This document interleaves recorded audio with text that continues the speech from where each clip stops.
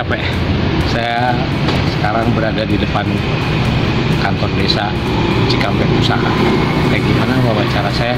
Yuk ikuti perjalanan saya.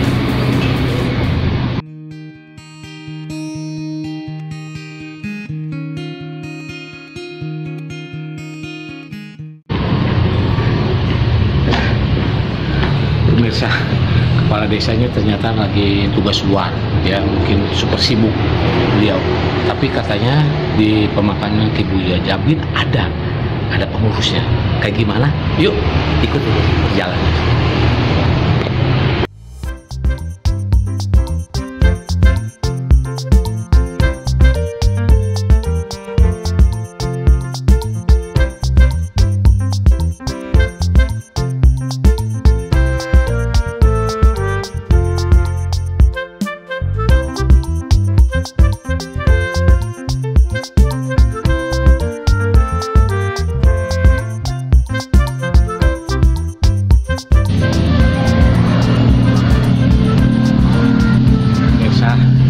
Saya nyampe nih deket, kurang lebih 500 meter lagi ke makam Ibu Jabin.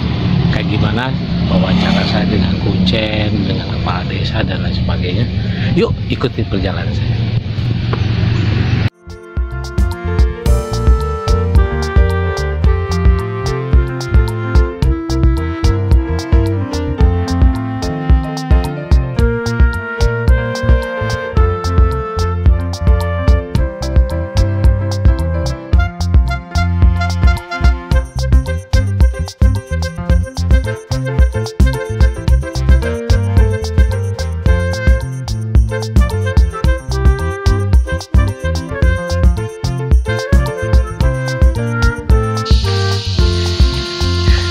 Pemirsa, saya nyampe juga nih.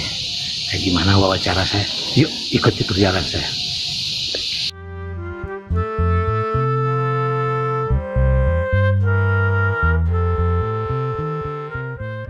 Assalamualaikum warahmatullahi wabarakatuh.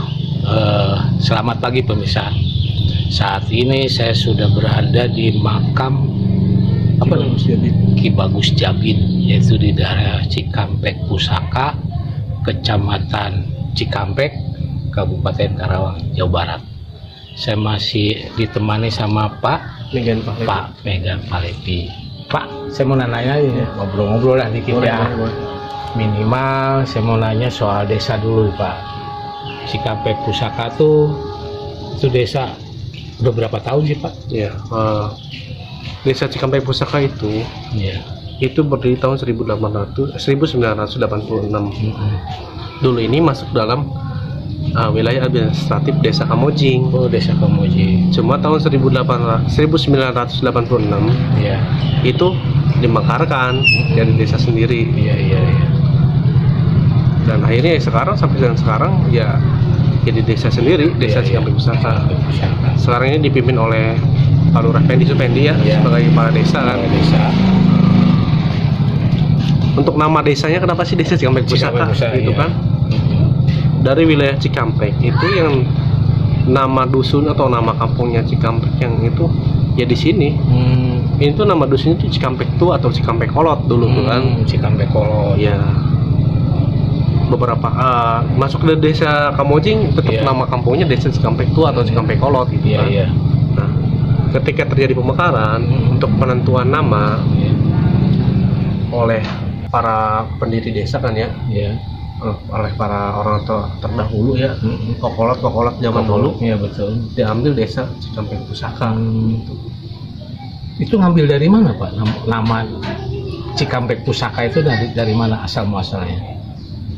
Di sini itu kan di Cikampek Pusaka itu ada makam Ki Bagus Jabin. Di makam Ki Bagus Jabin ini tepatnya di bawah bambu kuning ini disimpan pusaka-pusaka beliau, pusaka Ki Bagus Jabin Jadi mungkin berdasarkan hal tersebut, gitu kan, maka diambil jadi Desa Cikampek Pusaka.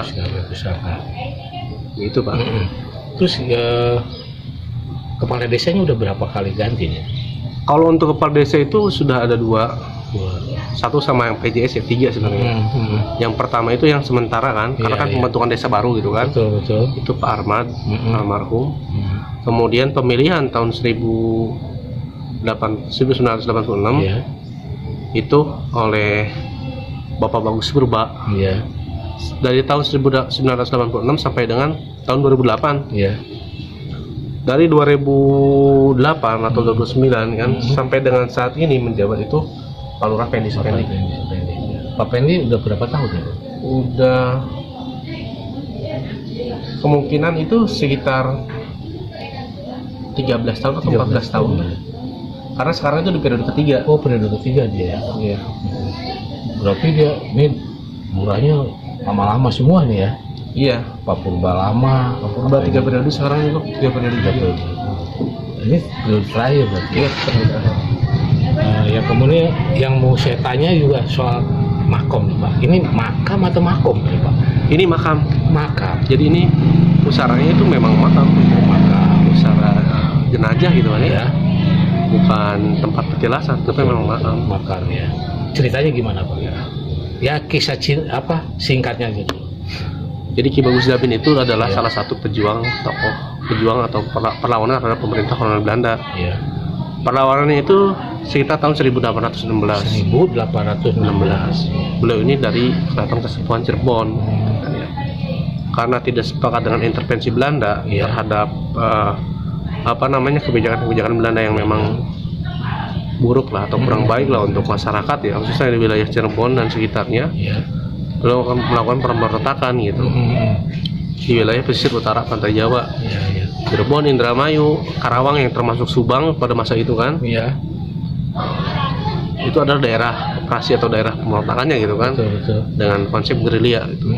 Nah, dari situ perjuangannya itu bukan untuk mengangkat namanya, tapi untuk memutus atau memotong intervensi Belanda terhadap pengaruhnya kepada masyarakat. Gitu. Itu dia tuh dari keraton, dia kerajaan atau bukan raja? Patih? Dia itu masih keluarga keraton. Oh, masih keluarga keraton. Berarti kayak patih kayak gitu ya? Nggak bisa dibilang patih juga. Nggak bisa. Saya kurang tahu secara pasti ya. Yang jelas beliau ini dari keluarga keraton. Secara emosional masih keraton ya. Terus itu dia datang ke Karawang gimana? Nah, ada versi pertama itu beliau ini karena kan perjuangannya ini sulit diputus oleh Belanda, maka digunakanlah konsep adu domba. Perjuangan beliau ini kan sebenarnya melawan Belanda. Jadi dibuat seolah-olah melawan keraton, gitu kan? Dari situ dari pihak keraton meminta pihak Belanda untuk meminta ayahnya untuk udahlah jangan diteruskan perjuangannya. Akhirnya mau bagaimanapun sakti ataupun jagoan gitu kan ya, yang namanya diminta oleh orang tua, akhirnya dia memutuskan untuk tidak melanjutkan perjuangan. Dia mundur ya. Kemudian dia itu setelah mundur itu ditawan juga, sempat ditawan oleh pemerintahan Belanda kan. Akan dibawa ke Batavia, cuma di perjalanan itu ditukarlah, nggak mati, bertukar posisi dengan adiknya gitu kan. Itu ngomong-ngomong dia ini kembar apa gimana Pak? Berdasarkan informasi dari orang tua sih sebenarnya kembar gitu kan. Akhirnya karena identik kan bertukar posisi gitu kan. Yang itu dibawa, kalau Ki Bagus Dabin versi pertama itu kembali ke Cirebon, hanya saja ketika meninggal meminta untuk dikubumikan di wilayah Karawang. Kenapa dia? Karena adanya hubungan emosional. Karena dulu berjuang bersama dengan rakyat, betul. Akhirnya ingin ya dikebumikan di sini gitu kan. Kemudian versi lainnya ya setelah beliau lepas dari tawaran ya menetap di sini. Tapi yang jelas beliau ini adalah salah satu pejuang atau tokoh perlawanan terhadap pemerintah kolonial Belanda, dan itu ada bukti sejarahnya. Mulai dari majalah tahun 1861, ada juga dari buku sejarah Tatar Sunda karya Prof. Nina Lubis. Ada juga tertulis di buku sejarah Karawang yang diterbitkan oleh pemerintah Kabupaten Karawang. Itu ada salah satu referensi kami ya sebagai Iya, iya. pengurus di sini. Jadi tidak serta merta bualan itu Iya, iya. atau dibuat-buat enggak. Betul, betul. Itu yang ngomong-ngomong, beliau itu meninggalkan ada beberapa pusaka. Apa aja tuh pusaka ya? Kalau pusakanya itu dikuburkan di apa namanya, di bambu kuning Ini ya. bambu kuning. Jadi pun itu dikubur dari udah waktu yang lama ya. Oh iya. Saya tidak tahu secara pasti apa saja bentuknya ya. bentuknya dan ada berapa atau jumlahnya Iya, berapa atau bentuknya apa aja saya Iya. kurang tahu. Yang jelas itu murni pusakanya dikuburkan di sana. Jangan. Tapi yang jelas ada ya.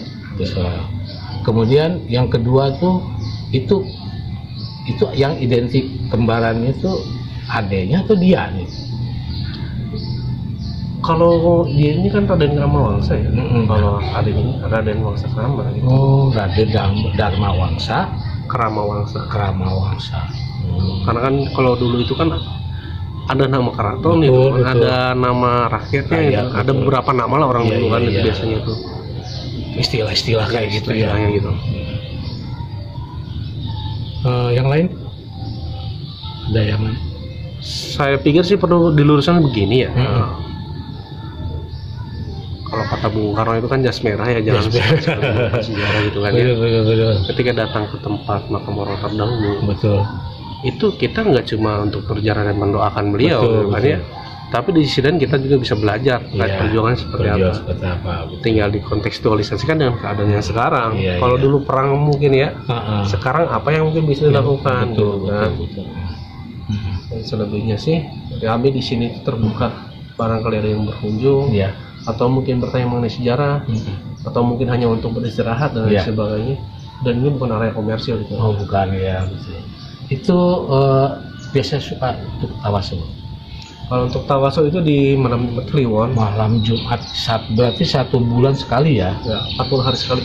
40 hari sekali. Begitu dah. Terus kalau yang hari-hari biasa? Kalau yang hari-hari biasa sih barangkali ada yang berkunjung, kadang-kadang Ya. ada. Oh ada ya. Juga ada mungkin yang memang sama jemaahnya gitu kan ya. Gitu. Agenda lainnya sih selain tawasulan ada Ya. kajian 1 bulan sekali di sini. Kajian apa tuh? Kajian tasawuf ya. Tasawuf. Dari dipimpin oleh Kang Dona Romdona ya. Beliau ini muridnya Buya Sakriyasin juga. Salah satu tempat kajiannya itu di sini. Oh di sini. Yang rutin Oh, di berjalan itu. Tiap berapa bulan? 1 bulan sekali. Ada yang lain mungkin? Punya cita-cita, punya keinginan, punya mimpi besoknya Pak untuk makam ini gimana? Paling penting sih menurut saya sih dia semuanya berjalan baik aja lah. Iya. Kalau untuk masalah fasilitas sarana dan prasarana sih saya pikir 80% sudah terpenuhi lah ya. Iya betul. Mungkin dengan perawatan dan sebagainya. Arti tidak ada permasalahan hati gitu kan ya. Iya betul. Alhamdulillah berjalan untuk yang bersih ada, Iya. kemudian apa namanya kajian juga ada berjalan gitu kan ya. Alhamdulillah semuanya berjalan dengan baik sih, dan utamanya dari pemerintah desa Iya. Cikampek Pusaka itu sangat mendukung Iya. atau memberikan dukungan yang positif lah buat kami di sini kan. Betul. Ada agenda desa juga yang sering terselenggara di sini gitu kan ya. Iya. Dan saya apresiasi itu untuk Pak Lurah Pedi Supendi ya atas kinerja dan dukungannya. Oke, makasih banyak nih Pak. Enggak. Ya pemirsa, itu wawancara singkat saya dengan Pak Median Pak. Medan Pak. Assalamualaikum warahmatullahi wabarakatuh.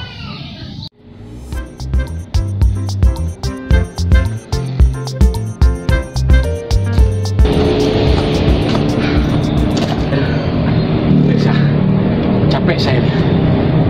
Saya dari jalan raya, itu dari pintu tol Kaliurip itu masuk ke sini kurang lebih 1 kilo masuk, nanti ada plang, nah di situ makam Mbah Eyang Rubiah. Nah pemirsa, seperti apa wawancara saya dengan kuncinya? Yuk ikuti perjalanan saya. Yuk.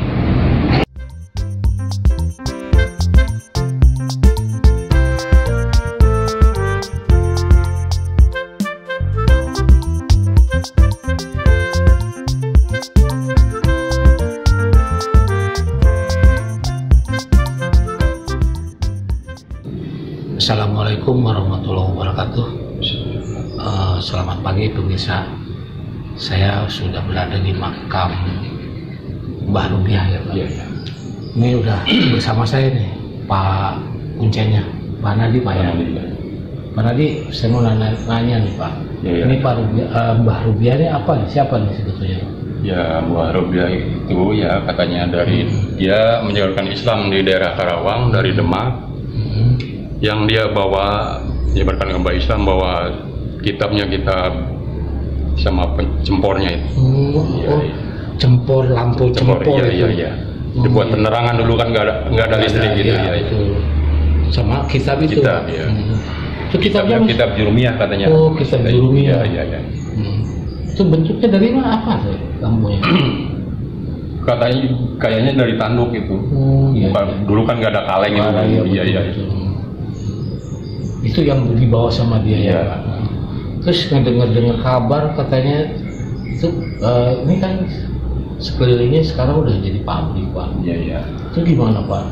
Ya dari pihak pabrik dulu katanya ya dulu ini mau pindahkan silakan. Gitu. Tapi bulldosernya nggak ada yang mampu. Bulldosernya ya. Iya. Berarti nggak bisa ini. Mungkin nggak mau dia. Nggak mau ya. Ya iya duluan dia kan dari pabrik. Betul. Itu dia tuh prajurit apa siapa Pak? Ya kira-kira begitulah prajurit ya dia tuh. Zaman POC kan dulu. Iya betul. Masih dari apa? Demak Pak ya. Siapa? Sunan Ampel Pak? Katanya santrinya Sunan Ampel katanya. Berarti murid ya? Iya muridnya. Murid Sunan. Tapi perempuan ya Pak? Perempuan katanya. Terus karomanya Pak yang pernah? Ya karomanya ya alhamdulillah lah dia bisa ngebayuin sama itu wilayahnya dia di sini gitu. Oh iya. Yang jaro juga ya begitu lah. Ya kalau nggak ada dia di daerah sini tahu agamanya apa. Nggak tahu Islam, nggak tahu Pak. Iya. Betul. Terus gimana Pak? Punya pesan, terus kemudian keinginan Bapak apa nih? Sebagai kuncen di sini sekarang. Sebagai kuncen ya keinginannya kita diitukan lah supaya lebih bagus lah ke depannya gitu ya. Yang datangnya juga yang kemauannya bisa dijabah sama Gusti Allah. Nah, itu setiap hari apa bisa? Ada tawasul? Tawasul malam Jumat biasanya. Malam Jumat. Kalau selain malam Jumat? Ada.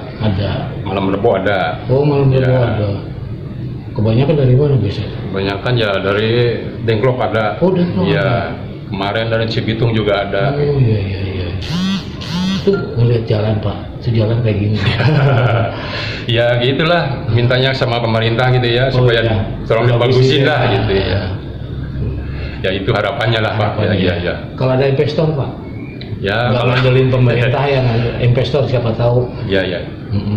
Gimana mau Pak? Ya mau lah. Mau ya. Ya takutnya nanti gini kalau ada investor kan biasanya pasangin lampu, tapi ada tulisan sponsor kayak gitu. Tahu kan takutnya kayak gitu. Iya, kalau pakai sponsornya lah, kalau bisa jangan dulu lah. Jangan ya Pak ya. Yang penting yang lainnya ada sponsor yang lain ya. Yang ikhlas saja gitu. Ya pemirsa kalau memang ada investor yang ngerasa ridho untuk mengurus situs peninggalan budaya sejarah budaya Indonesia ini. Kalau memang ada ya dari manapun ya entah dari Indonesia, dari Malaysia, dari Brunei dan lain.